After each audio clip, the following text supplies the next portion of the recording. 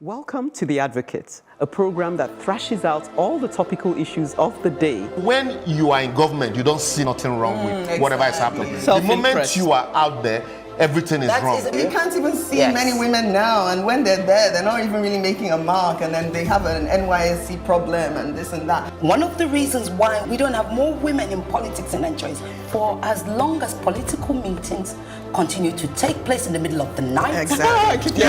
Really disastrous for a president to even say be unaware of the chief It's justice. a ploy. It could be a strategy. That strategy was very terrible strategy. Because the buck stops at your table. Whether it's that we don't look after our cities, and quite frankly, Nigeria is becoming a very ugly place. When you are the only one feeding the people with this news, and there is nobody countering them, it becomes, the news. You're watching The Advocate on Plus TV. Time to start a practical crusade. Ever seen a country where everyone and everything is well, yet unwell? So much poverty in the midst of plenty. Many religious people, yet just a few godly ones around. No, then you haven't heard of Nigeria. A country where schools and churches struggle for available space as unemployment is on the increase. And the attendant consequence, crime, is almost the order of the day, as the take-home pay can hardly take you home. A country where youth believes that you need female undies to become a millionaire, while PhD holders apply to be truck drivers.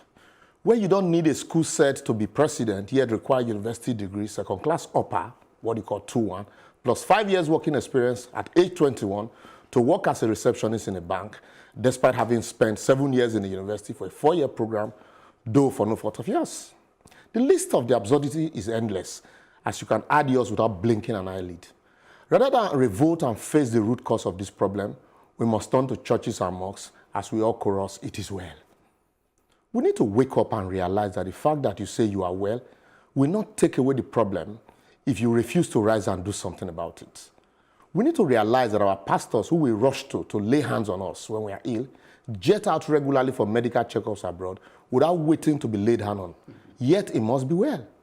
Don't wait to be told that you praying over a problem that requires your physical action breeds poverty and deprivation.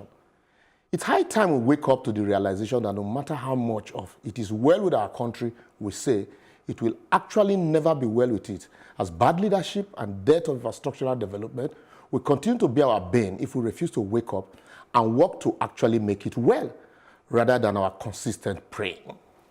Excellent. I don't know. You think it's well? It comes across as excellent on the surface, paper. and I do like what you're saying. But I do feel that it's not that people are not trying to better their situation and they're only just sitting and praying. I think they're dealing with mundane things, just everyday things. The weight of it all. Yeah, they're just trying to eat today. They're trying to make sure their child, whom they don't have money to buy medicine for, is somehow being treated. So it as well is more like a comfort thing, They don't want to lose their minds crying and, getting all stressed out. First of all, they also know that they can't make that much of a difference. Nigeria is not united. We have to be united first. For real. We have to be united first. We have to come together as one in order to make that difference. Otherwise, just like we spoke about earlier, when these motorcades come in front of us, stand in front of it now and see what happens. There's the people will be watching and they will not even come to your... Before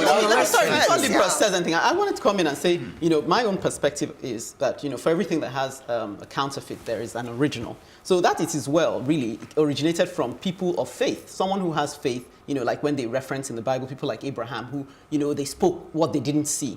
But those people also had a requisite action that matched their faith. Absolutely. But what you have are these fake people who think that by chorusing it is well, somehow they've done their God bit and then they're lazy. And I really feel that they're giving Christianity or whatever faith they're imitating a terrible name. And they really make me ashamed, because I think if you're going to believe in something, then you have to put your money where your mouth is. If you're going to believe, then let me see the flow of that action. If you're going to just say it is well, and when you now come to the person who is the loudest in the office to pray and fast, you find that they're the most negligent. Usually they are. They have a big Bible on the desk, and yet they're the most negligent. They won't come to work on time. Absolutely. They want to spend work time praying. And when you look at them, I feel so ashamed of such people, because they shouldn't be answering in the name of Christian. Because you should actually be able to say, look, I believe preach it, sister, to lay my life down. Yeah. To add to this, I wanted to answer your question. A young man desires a job, and I say, oh, I have a friend who's looking for a driver. He will be traveling by 9. So please get to his office for 7 because he will be there for 7:30. And then rather than go to sleep and wake up to go to that office, he went to church first to pray over the job. Typical. And then he's rather late. than prepare for the interview, he went to pray. Only for him to get to the office by 9:30. Yeah. And the boss had come and gone. Right. And then he says, oh, I didn't get the job. I went to 9 VG to pray, and I overslept in the morning. I got there 9:30. Meanwhile, pastor gets to work on time. I said, please, I don't have money now to go back home. Please, can you send me small thing to go back home? Yeah. It's responsibility. Exactly. I agree with you. I mean, now you've made it clear to me who you're driving. Exactly. Yes. Because I thought, you were talking about those of us that work and we're, No, I'm not talking about the many of us still say it is well, No, I don't even though even we're think still, trying to negotiate. I don't think that's what Libby. I think he's addressing it to us. I think what he's basically saying is we comfort ourselves. Like an opium. We come, and you said it in a few episodes ago. We laugh things off. We comfort ourselves. Liborous, you've also said it in the past where, we're a country of religion, not of God. Yes. And Chuka, you've also made different references. And I think when we say it is well, I promise you, I've often said to my friends, no, it damn well isn't well. Can we please, what exactly is well? And they're like, oh, steady on. No, but let's discuss it. Like we say, it is well, even in the well. Let's discuss it.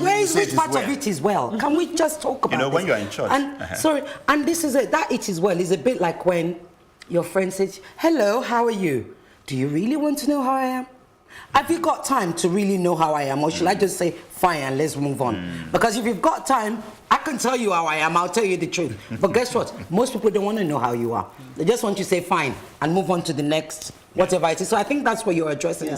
We need to look at that. But then to balance it out, though, because I will still be saying it is well. Yeah, that's fine. No, because might as well means something different. Yeah, you are working. Yeah, you are working. So when you meet these challenges, you say it is well. You back it up. You back it up and then you walk. Yeah. Right. You see, when the song, Today, I will lift up my voice in praise. Yes. The guy who wrote that song was actually an undergraduate in the University of Ife in 1982. Oh, wow. Yes. And his house got burnt while he was writing his final exams. And so he told himself, said, even no matter what I face, even when trouble come my way, I will praise the name of God. you, But today, do you know what you hear?